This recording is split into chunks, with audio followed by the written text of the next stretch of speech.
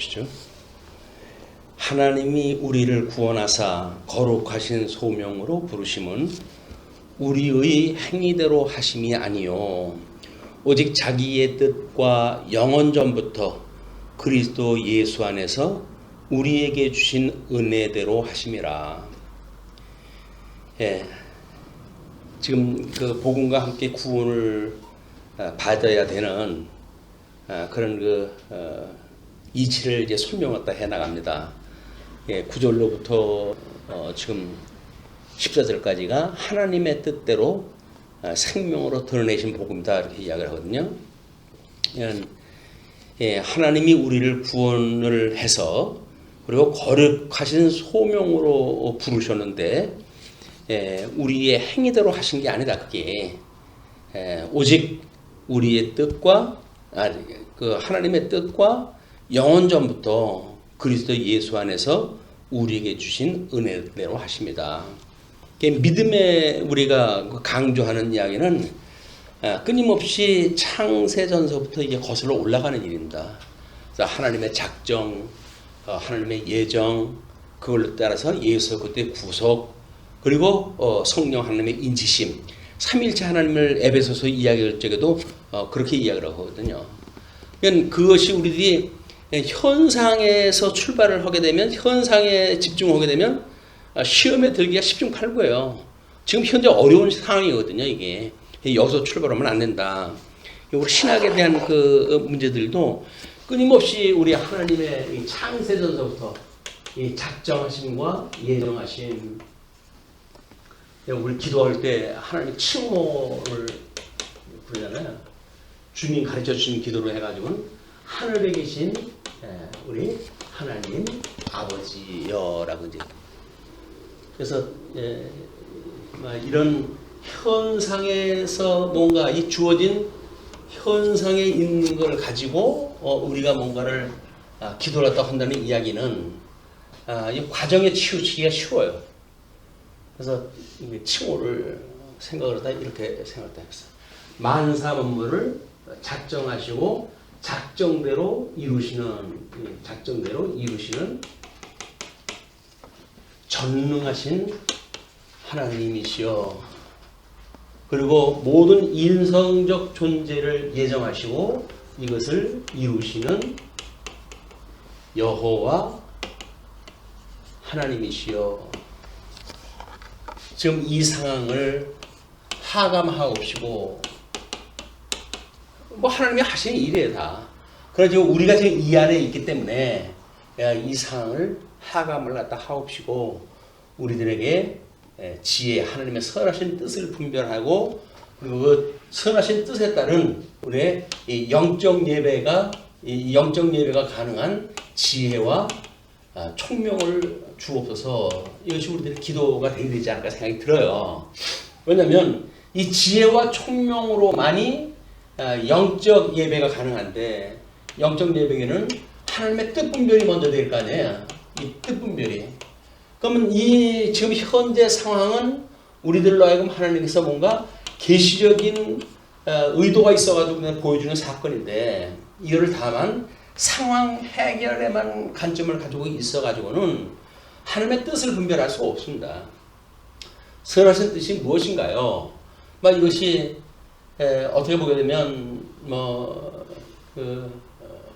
종교, 막연한 종교심에 취해져 있던 이런 종교계의 충격일 수도 있고, 우리가 지금 아무 문제가 없다고 생각하는 사람들의 안연함, 이런 것이 하나님께로부터 온 은혜를 망각하고 살았던 우리들의 이런 미련함부터 이게 이제 만들어진 일들이라고 보여져요.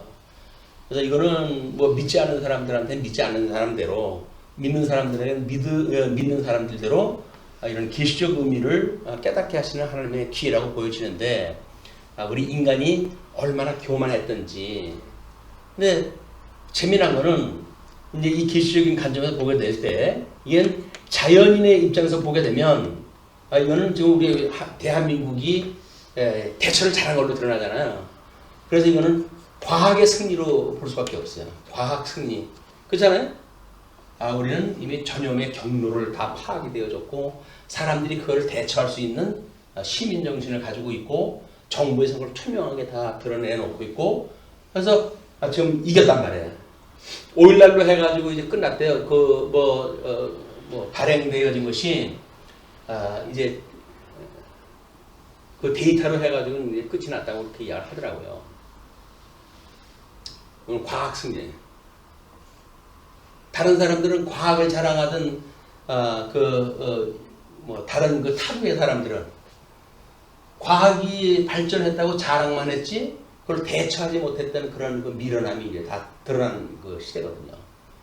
자, 근데 우리가 이제 이걸 하나님을 믿는 신앙인에서 입장에서 보게 되면 그동안 과학으로 인해 가지고 우리가 얼마나 자고했었는지 우리가 누리고 살아가던 것들이 하나님의 은혜라고 한 것이 아니라 경제 발전에 이렇게 발맞춰가지고 먹고 사는데 문제 없고 얻어먹지 않고 사니까 이게 하나님이 주시는 은혜라고 생각하지 않은 거예요.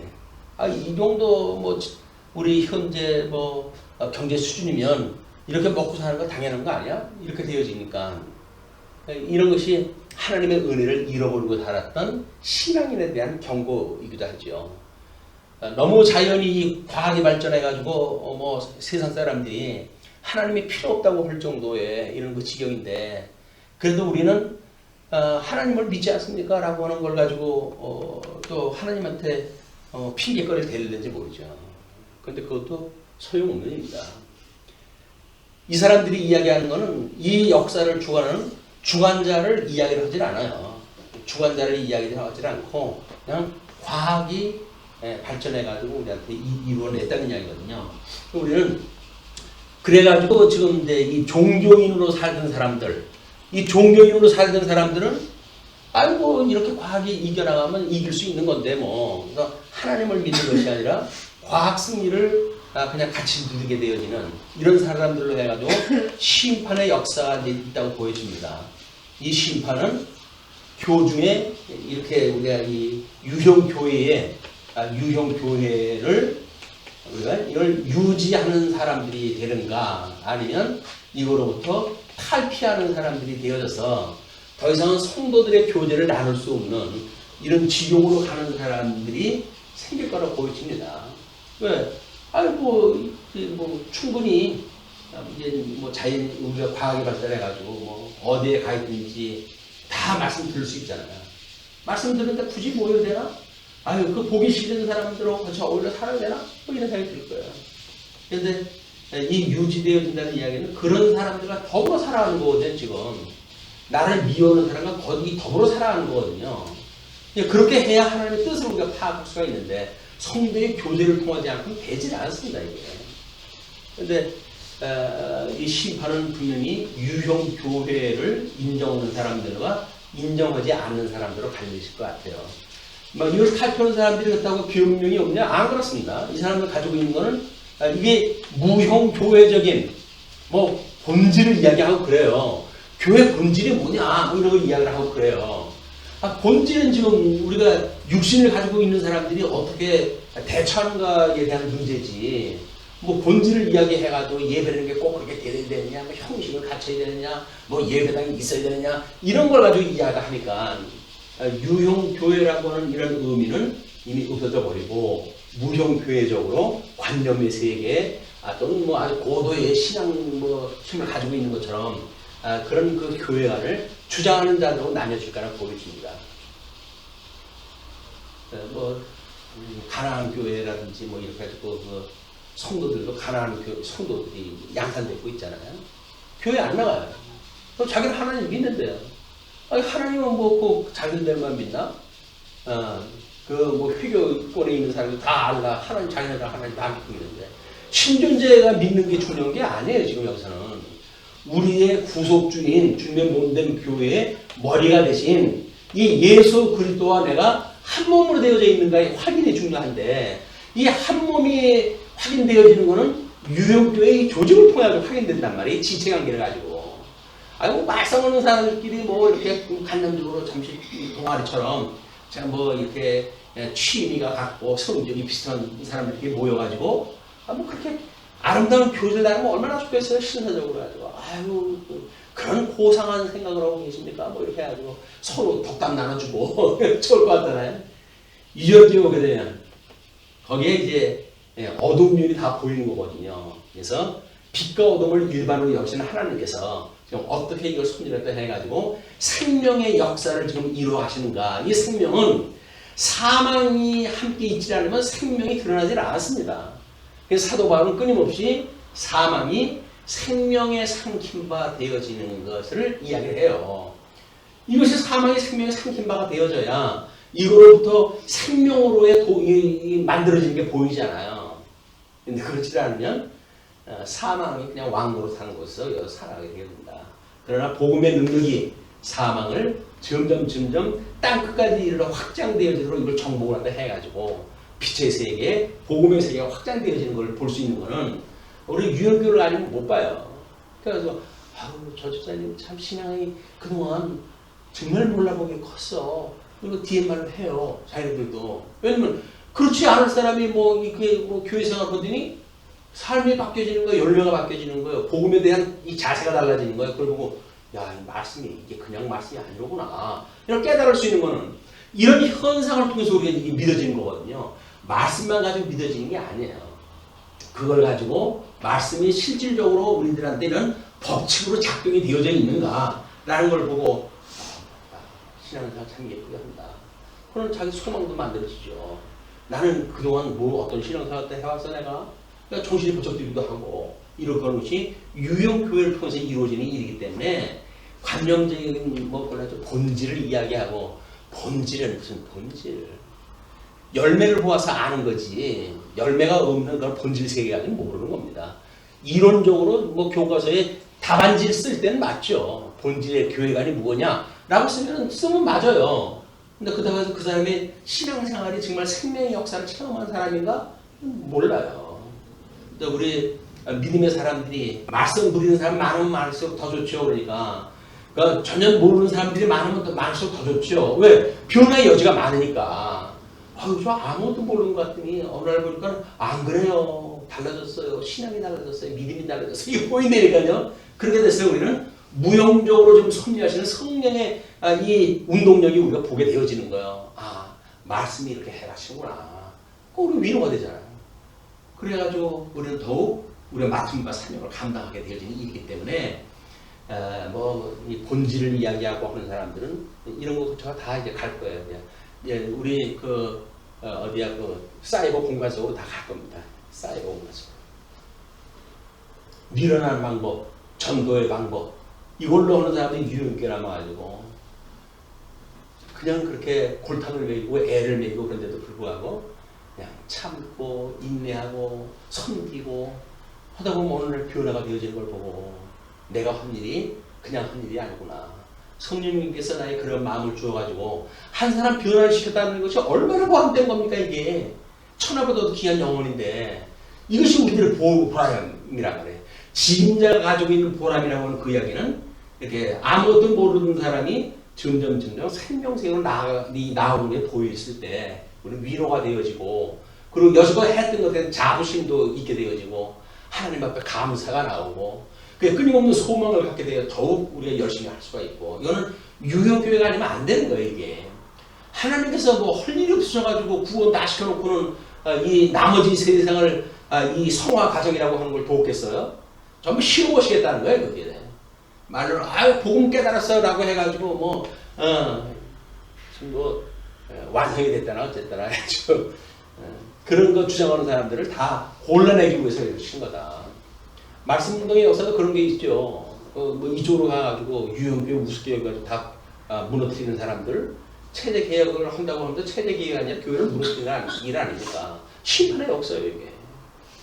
그게 성공되어졌다고 한다면 하나님이 미워하는 사람이었을 거예요. 근데 실패한 걸로 봐도 하나님이 사랑하시는 사람인 것 같아요.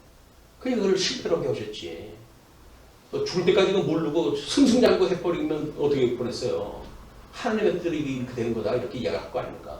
하나님께서 적당한 수준에 가지고 브레이크를 딱 밟으시니까 뭐 어쩔 수가 없잖아요. 마주보고 있으면서 어쩔 수가 없잖아요. 옛날에 말도 잘 듣는 사람들이 말도 안 듣잖아요. 이거 어떻게 해? 그래가지고 시도가 소멸되어지는 거야. 아, 이거 아니구나. 아무리 지금 주장을 또 한다고 해도 속으로 그런 마음을 가질 거야. 아니구나. 그렇다고 해가지고 내가 잘못했다, 우리 하나 되자, 이렇게 하기에는 너무 이제 많이 온 것 같고, 아, 내가 생각을 다시 성경으로 돌아가서 첫사랑을 기억하는 기회가 될 거라고 믿고, 또 그런 걸 위해 우리가 기도할 때 해야 되는 문제가 아닌가 이런 생각이 듭니다. 자, 그러면서 이제 10절에서 이제 그렇게 이야기를 해요. 이제는 우리 구주 그리스도 예수의 나타나심으로 말미암아 나타났으니 그는 사망을 피하시고 복음으로써 생명과 썩지 아니할 것으로 드러내신지라. 이게 부활의 천열배가 돼가지고 이걸 아주 확증시켜 준 거 아니에요, 예수님이? 죽음 가운데 사흘 만에 사망 것에 이기시고 부활하심으로 해가지고, 아, 우리 주님을 사망이 어쩔 수가 없는 그런 그 독보적인 하나님이시로구나. 이걸 이제 인정하게 되어졌고, 우리들이 그걸 확인하게 되어진 거야. 그렇게 해서 내가 이 복음을 위하여 선포자와 사도와 교사로 세우심을 입었노라. 이 복음을 위해 가지고 복음 선포 또는 사도 교사로 세우심을 입었다, 이렇게 이야기를 해요. 오늘 뭐 잠깐 기독교 뉴스 쪽을 보니까는 신천지에 대한 걸 뭐 그 사람들이 뭐라 포섭이라고 그랬어요? 뭐라 그랬어요? 그런 용어 안 쓰겠다고 하더라고요. 그냥 일반 교회에서 이야기해서 전도라고 하는 용어를 갖다 쓰겠다. 서울시에서 그렇게 발표를 했다고 그래요. 그러면은 자기네들이 특별한 용어를 만들어가지고 특별한 교회인 것처럼 하는 것들을 다 불식시키겠다, 이제 그 이야기거든요. 근데 그 불식시키는 게 주님은 저거 그럼 뽑아버릴까요? 그랬을 때, 이 아서라, 괜히 그러다가 알고까지 뽑힐라, 이렇게 염려를 하셨잖아요. 근데 이 사람들은 알고까지가 좀 거치 없어진 생각이 있어? 실질적인 뭐 우리 주님이 없는 교회일 수가 있단 말이에요. 그래서 그거를 뽑아내는 일을 그냥 해버리는 거예요. 우리 주님께서 지켜지는 자, 이런 자들만 거기서 우리가 지킬 수가 있기 때문에 복음을 붙들고 사는 이런 성도들만이 이런 위기로부터 우리가 구원을 받게 되어진다. 그리고 12절 이제 이로 말미암아 내가 또 이 고난을 받되 부끄러워하지 아니함은 내가 믿는 자를 내가 알고 또한 내가 의탁한 것을 그날까지 그가 능히 지키실 줄을 확신함이라.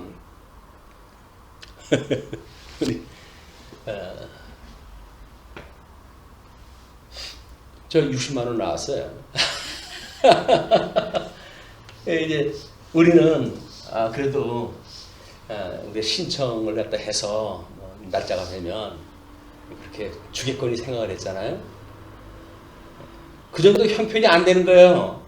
그냥 묻도 따지도 않고 그냥 현금으로 줘요. 그 수에 우리가 들어간 거야. 근데 집사람이 그러거든요. 이상하다, 우리 그렇게 가난한지 몰랐는데 우리가 그 정도야. 근데 왜 부족함을 모르고 살았지? 그래 의아하게 생각을 할 정도로 우리 최저 단계에 이제 속해져 있는 거예요. 문자가 왔어요. 60만 원 현금으로 송금됐습니다. 그래서 현금으로? 그래가지고 통장을 봤잖아요. 그랬더니 60만 원이 들어왔어요. 신청도 안 들어오는 것 같아요. 우리는 신청할 필요도 없어. 당신들은 따지도 묻지도 않고 그냥 줄게요. 집사람이 반응이 우습더라고. 우리 그냥 가난한 것 같지 않았었는데 우리는 가난한 거야. 그때 자각을 했어요. 우리가 가난하구나. 자각을 했어. 근데 사실은 뭐 아쉬움 없이 부족함이 없이 살아왔거든요. 뭐 그렇게 우리 가난한지 몰랐는데 새로운 걸 자각한 어제 하루였습니다.